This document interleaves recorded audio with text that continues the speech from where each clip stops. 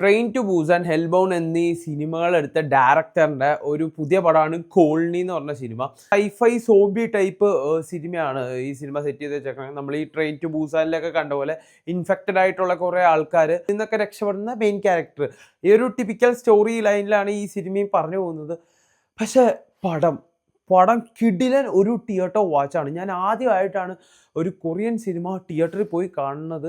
സംഭവം നമുക്കറിയാലോ, ഈ കൊറിയൻ സിനിമ പ്രത്യേകിച്ച് ഇവർ ഈ സോംബി ടൈപ്പ് സിനിമകളൊക്കെ ചെയ്യുമ്പോൾ ഇവരുടെ മേക്കിംഗ് ലെവൽ എന്ന് വെച്ചാൽ വേറെ മൂഡായിരിക്കും. അതുപോലത്തെ ഒരു കിടിലൻ മേക്കിംഗ് ആണ് ഈ സിനിമ മൊത്തത്തിൽ നമുക്ക് കാണാൻ സാധിക്കുന്നത്. അതുപോലെ തന്നെ നമ്മൾ പ്രത്യേകിച്ച് ഈ തിയേറ്ററിലൊക്കെ ഇരുന്ന് കാണുമ്പോണ്ടല്ലോ, ഈ ശ്വാസം ഇറക്കി പിടിച്ച് സിനിമ കാണാന്ന് പറയില്ലേ, ആ ഒരു ലെവലിലേക്ക് ഈ സിനിമ നമ്മളെ കൊണ്ടുപോകുന്നുണ്ട്.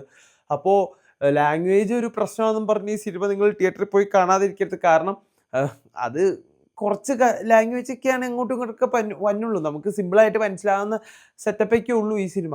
അപ്പോൾ നിങ്ങൾ ഈ സിനിമ കണ്ടില്ലെങ്കിൽ തിയേറ്ററിൽ പോയി ഒന്ന് കണ്ടു നോക്കുക. ഒരു നല്ല കിടിലൻ എക്സ്പീരിയൻസ് ആയിരിക്കും.